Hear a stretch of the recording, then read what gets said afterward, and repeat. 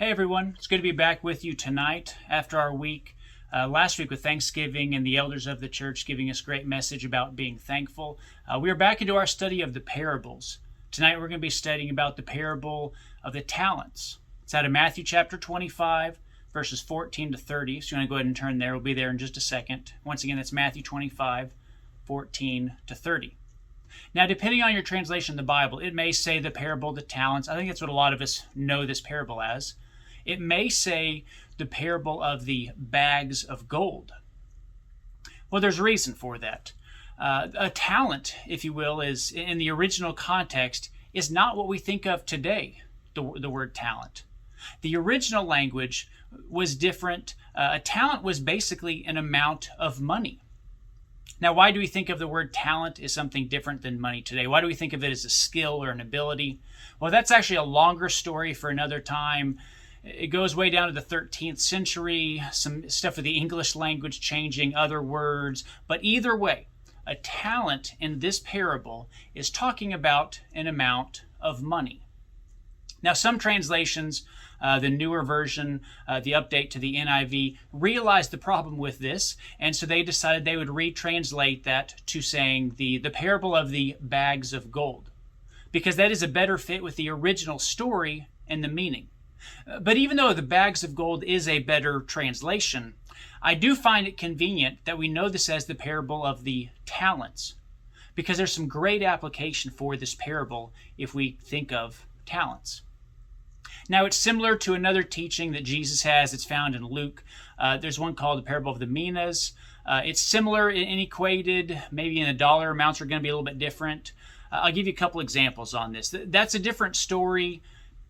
If you compare the two, some are going to say a talent could be worth as little as $5,000 today. Could be as worth as much as $30,000, especially with that parable of the minas. But in terms of this parable with the talents, assuming these are different stories there, not just different gospel writers, it could be a much larger number. In fact, this parable of the talents, a talent itself could be as much as several years of wages.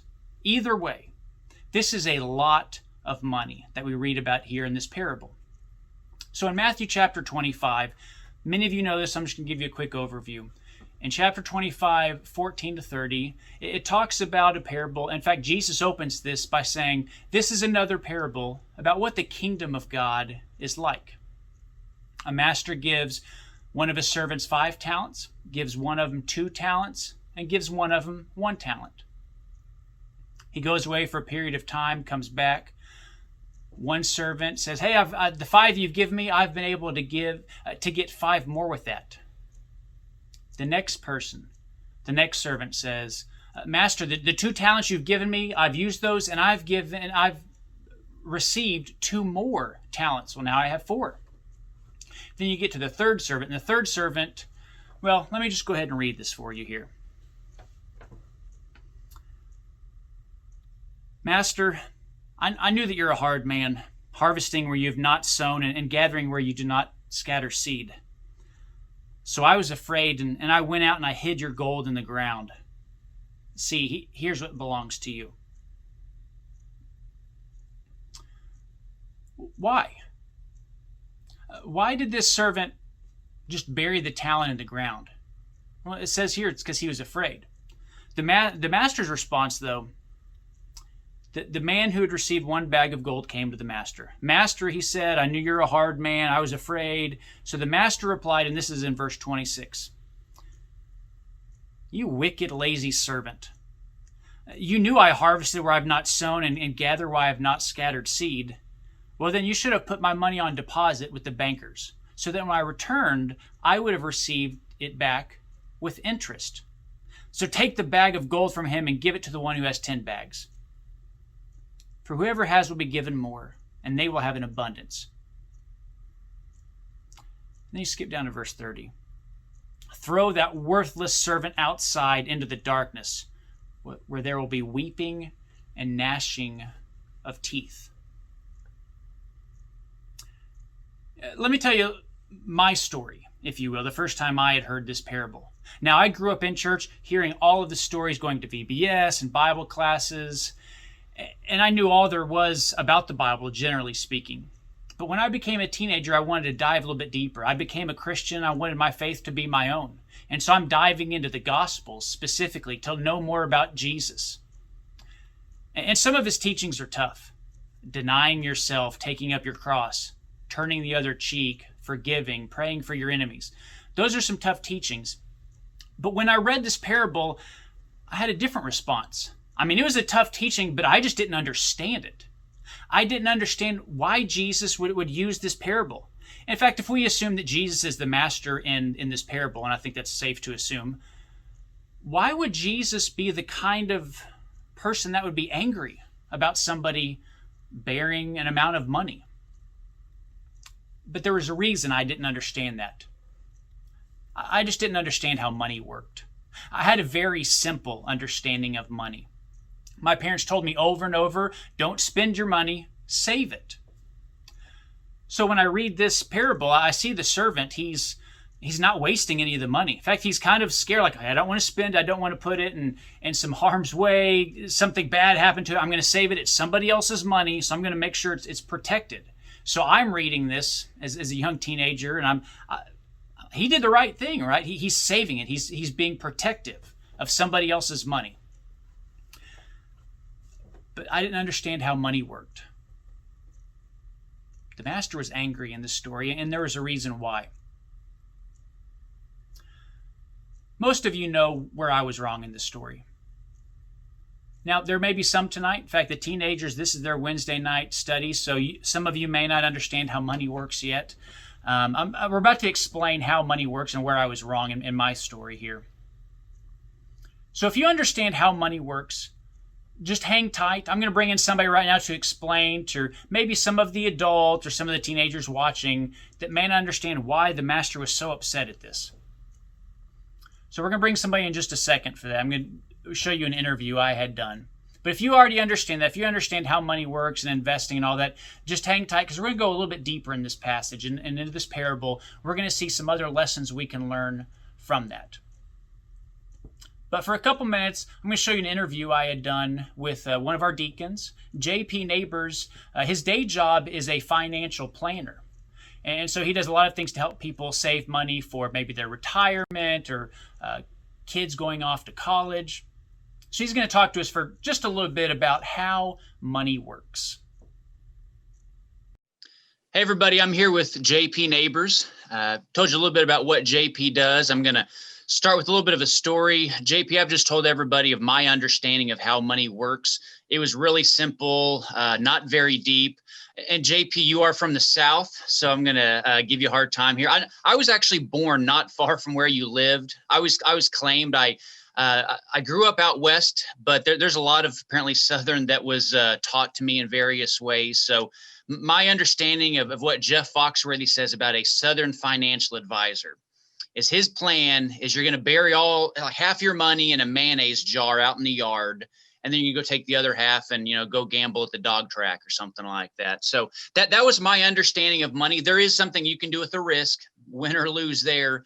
But the other thing you could do is to save money, bury it somewhere, put it in the mayonnaise jar, as was told. And so when I had read this parable, I had really struggled with understanding, what is Jesus talking about? Why was this master so angry? And because I didn't understand how money worked. So because of your expertise, if you will, please help us out, because there may be some tonight that don't understand that lesson either. If you will help us out to tell us how money really works. First of all, for us, it was a chicory coffee can that had to go in the backyard. But so the premise of putting your money somewhere, like one of the other servants did, where you can get interest off of it. You can turn money into something else without taking, you can take risk, you can not take risk. But the idea of just having your money sit in one place isn't ever going to provide you what you need, because milk costs a certain price right now. 30 years ago, it was a lot cheaper. So inflation, the amount of things you can buy with your money, has always gone up. So therefore, if you put money in a coffee can in the backyard, that $300 is not going to get you today what it could 30 years from now. It's going to get you less. So unless you're doing something to keep up, you will always have a lessening dollar. It'll be a failure, basically. And I think that's why the master was so mad, was you didn't do anything. You've lost me money by protecting my money. And that's what you run into a lot. And so the thought process is you have to use vehicles that can actually grow your money. Yeah. So what's your thought about this statement? I've heard this before. Money is used to make more money. You need money to make money. How does money work for you? So I think that lends itself to an idea called compounding interest. So if you buy an investment, a widget, whatever you want to call it, and it has a value, that value goes up and down. And if you're consistently buying into it, you are going to grow your money over time. And if it has something that pays you back, like a dividend, so stocks have dividends that they pay back in additional shares, whether you buy or not, that can grow your money as it's being invested. So you get both the buying of the price change, and you also get whatever add-on that they're giving you for holding that investment. So that can further grow your money. Good. Well, one of the things I was really surprised about, and you can speak a little more to this, when I was researching about this parable when I was younger, and then I'm understanding more and more about how money works, I was amazed that some people don't have to work to make some money and then save their money and, kind of hold it if needed. They didn't really have to have what we'd call a job. They had, for whatever reason, a large amount of money. And so their job was to just make sure that money was then making more money. Mm-hmm. How does that work? Can you get to a point where your money will then make so much money that you really don't have to do anything else, because that is going to be your income? Absolutely. So there are multiple options in that regard. So if you own, like I said, dividend paying stocks, every quarter, those stocks that you own can pay you money based on the number of shares that you have. So theoretically, you could get to an amount of money with those stocks that those dividends came to you every quarter in a paycheck, where you could be making $50, $60, $100, $200,000 a year just from dividends from stocks.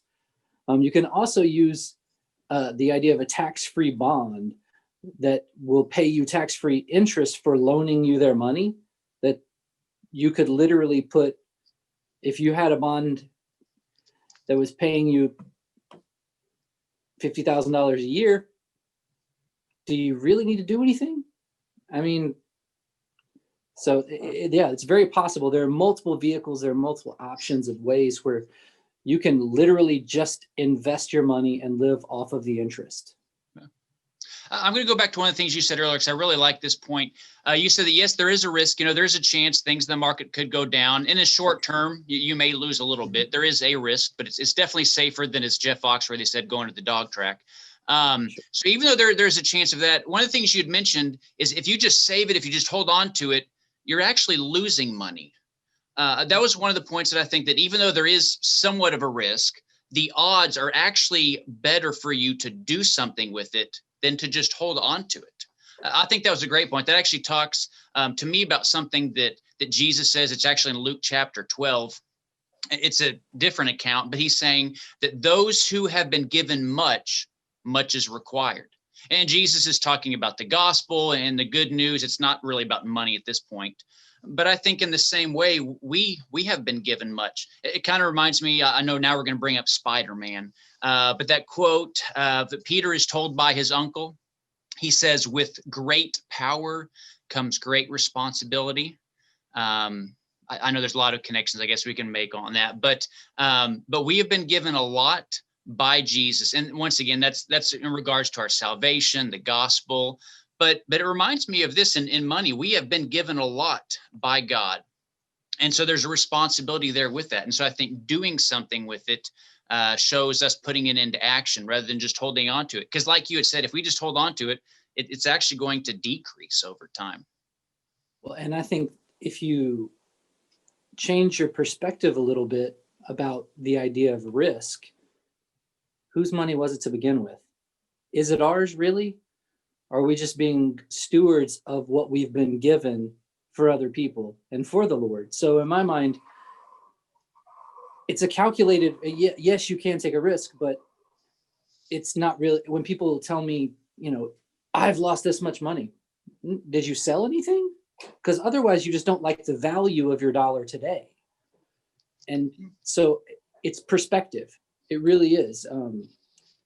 And you can, different age ranges, you can take more risk in certain things, but I go with the idea of Procter & Gamble. If you were to buy their stock, Procter & Gamble makes toothpaste, deodorant, laundry detergent, things that everyone uses.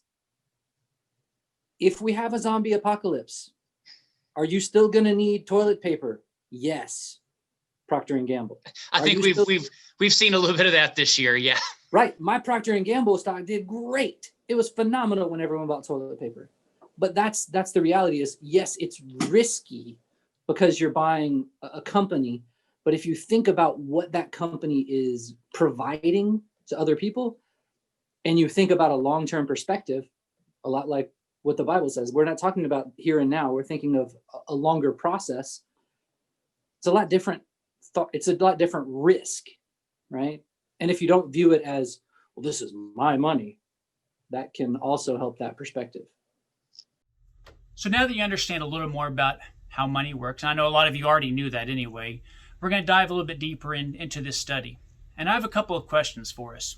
One question is, who owned the talents or the bags of gold? In fact, we mentioned that just a little bit ago. JP actually answered that for us. It was the master.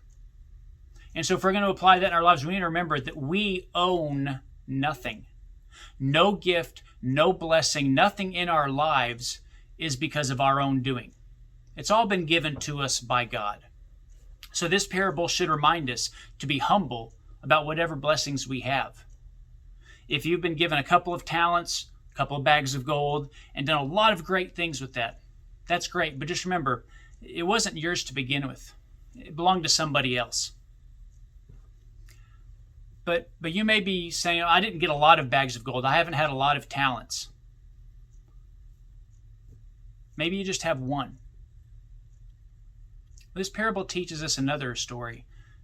What does this say about equality?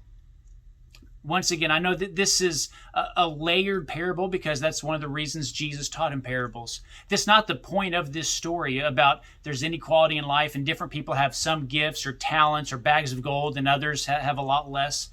But that is another lesson we can learn in life. And so you may be here saying, I've only got one bag of gold. So do something with that. And if you've got more, do something with that too.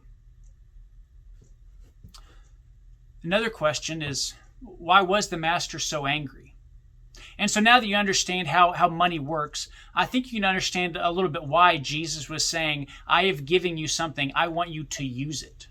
It's not for you to keep, it's not even for you to protect, it is for you to use. And so I think that answers our question of why was that master so angry? It wasn't even just a disappointment. Because that's another question I have. Why wasn't the master just saying, okay, well, you didn't do your job? This master was angry. He says, throw him where there's weeping and gnashing of teeth. This is a big, big deal. And I wonder if we're going to really apply this message, if we consider the things that God has given us. Maybe it's the one bag of gold. Maybe it's the 5. Whatever you think you are in the story. It is a big deal that God has given us the things he's given us. And so I think we need to use them. We don't want him to get angry. Now, I'm not sure he would have even been angry if the servant said, hey, master, I tried. I put it into this investment or this thing. It just didn't work out. I honestly think the master would have been a lot more caring and understanding if in the story that would have happened. But he said, you're wicked, you're lazy. Let me put it another way. We like safety. We love safety. It's a good, safe thing. In fact, it's a good thing to be safe. That's one of the reasons I did the interview just a little bit ago with JP over Zoom because of all the virus and everything going on. We need to be safe. I'm not saying we shouldn't be safe. We need to be safe even when we're together right now. That's why we have the mask rule, and things have been going well. I think there's a lot of reason because we've been safe. I will admit I am known as the seatbelt Nazi by our teenagers because I make them all buckle up before we go on a trip. Something about being in a 15-passenger van and being a teenager, you don't want to ever buckle up. But I'm pretty tough on that because I believe safety is a good thing. But I also believe that safety is good until it becomes an excuse for not doing what you've been told to do. I'll say that again. Safety is good until it becomes an excuse for not doing what you've been told to do. That was the problem with this servant. He thought he was being safe, he was scared, and so he didn't do what he was told to do, to put that money to use. I'm going to read a passage out of Revelation that I know may sound a little strange. We're going to Revelation right now. But let's look at something out of Revelation chapter 21, talking about some final judgment scenes here. And in Revelation 21, 6-8, it says this. He said to me, "It is done. I am the Alpha and the Omega, the beginning and the end. To the thirsty I will give water without cost from the spring of the water of life. Those who are victorious will inherit all this, and I will be their God, and they will be my children. But the cowardly, the unbelieving, the vile, the murderers, the sexually immoral, those who practice the magic arts, the idolaters, and all the liars, they will be consigned to the lake of fire of burning sulfur. Hell, as we'd call it. This is the second death." So if we think about Judgment Day, I think we can all understand why Jesus is going to send out, he's going to cast out, he's going to send off to hell those, I'm going to read this list again, those who are unbelieving and vile, the murderers, yeah, that makes a lot of sense, sexually immoral, we get that one, the magic arts, idolaters, and liars. Of course, we understand all of those need a punishment. But if you look back at that passage, the very first group he mentions, the cowardly. It's easy for us to preach about the sexually immoral. It's easy for us to preach about the liars, the idolaters, the immoral, the murderers. But in that same group, Jesus mentions the cowardly. Why would he mention the cowardly? Once again, doing what you've been told is a big deal to God. So don't get scared. Once again, safety is good until it becomes an excuse for not doing what you've been told to do. So now that we understand how money works, what this parable is even all about, and some deeper questions in this parable, let's ask this question. What are we supposed to do with that? I'm going to go ahead and bring in JP right now, show you another part of that interview. He's got some great thoughts on ways we can apply this parable in our lives today.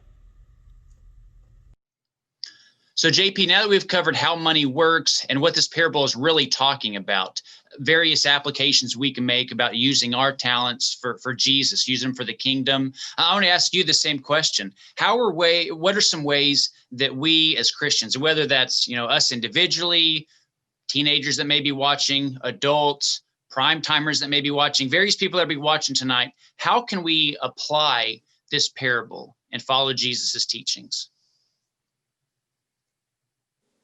I think the best application for me is to not limit yourself as to what you believe your talent to be.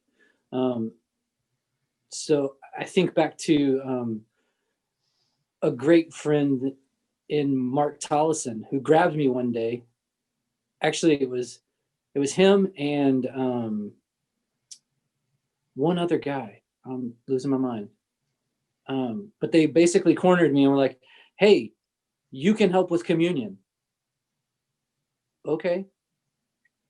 I figured I could. I have legs and hands.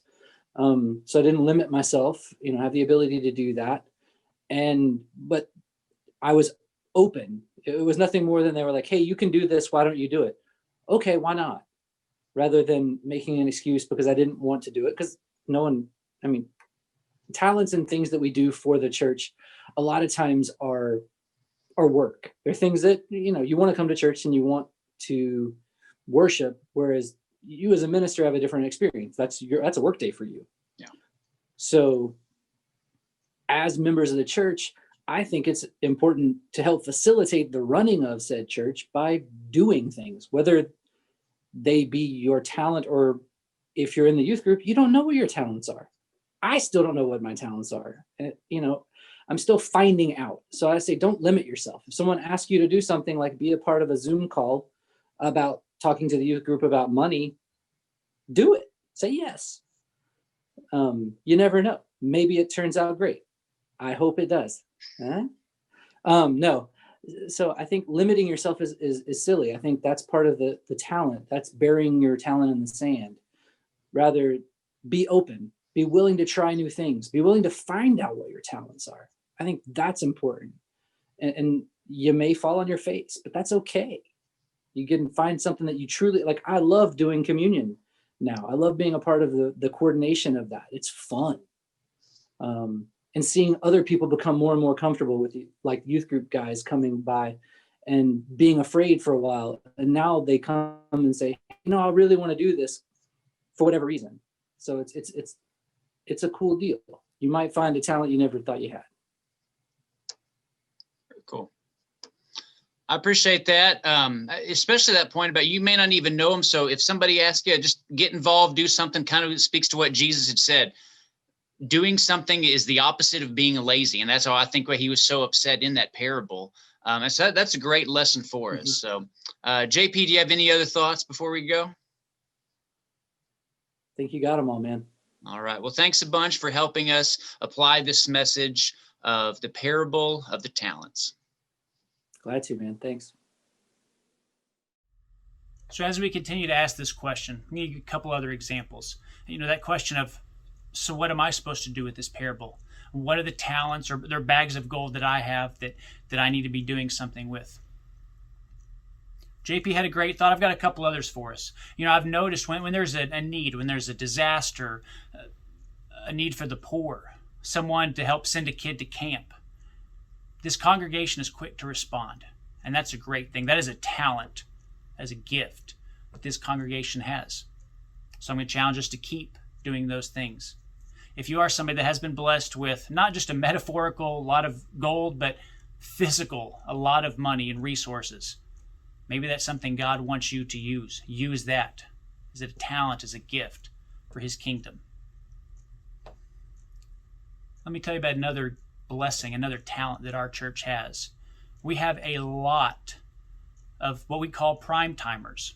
And I don't want to just limit it to the group of prime timers, because I know there's a few people that are older than me that don't want to call themselves a prime timer yet, but you're really that age anyway, or really close. We have a great blessing in our church of having senior saints, older, experienced members in life that have so much that they could give to our younger generation. So I'm going to challenge you, if that's you tonight, to use that talent. In my work in the church and working with our teenagers, we have what we call a family-based approach. Since the first I've been here over 18 years ago, I've tried to get more of the families involved in the ministry, and not just the family units, but also getting some of our young professionals involved and other members of the church, so that the faith of the teenager sticks more, because more people from the church are involved in their spiritual lives. I want to take that a step further tonight. If you are somebody in our prime timers age, our category, or somewhere close to that, you have a great talent you could use to help our young people. You could encourage them. You can send them notes, especially at this time when you may not be able to see them and they may not be able to see you as much. You can write them. You can email them, send them letters. And if that's something that you're watching tonight saying, I guess I could use that talent, please contact me. I'm going to put my email address right up here. Please contact me, because I would love for you to use that talent to be able to serve our young people. As JP said, whatever your talent is, whatever your gift is, use it. But if you don't know what that talent or gift is yet, be open. Don't use the excuse of, no, I don't know if I have that talent or not. Try it. Take a risk. Remember, I think taking a risk in this parable is a lot better off than being lazy. So I'm going to challenge you to do that. Here's another very practical thing we all can do. As we've just started this last week, there is right by here in the library, there's our office atrium. There's a Christmas tree set up, and there's some of these shoe boxes under it. Now, some of those are going to be a little more decorated than this. But that is the way we can serve specifically the poor and homeless around Dallas. We partner with the Main Street congregation, and we deliver and help out at times to help those that really need some essentials. So whether it's items filled in a shoebox, whether it's a warm coat, I think we can all give some of those talents, those bags of gold, if you will, to those that really need it. Because if you are, once again, the person that not just metaphorically, but like physically has those 5 bags of gold, if you're really rich, use that. But if you're watching tonight saying, nah, I've just got the 1 bag, I haven't been blessed that much financially, well, that's still something you've been given. So I'm going to challenge you to use that, because that's what Jesus wants us to do. Even if you're the 1 bag of gold person, in our country, if you're living here, that means you've been blessed more than 99% of the world. And in this parable, we know that Jesus says, if we've got a talent, we need to use it. So I'm going to challenge you to use your talents as Jesus wants to tonight. Once again, it may be in a financial way. It may be with your time or encouragement you can give to other people, or maybe with these Christmas boxes. Either way, I pray we get something out of this parable of the talents tonight. But more importantly than just hearing it, I pray that we put it into practice and we use it.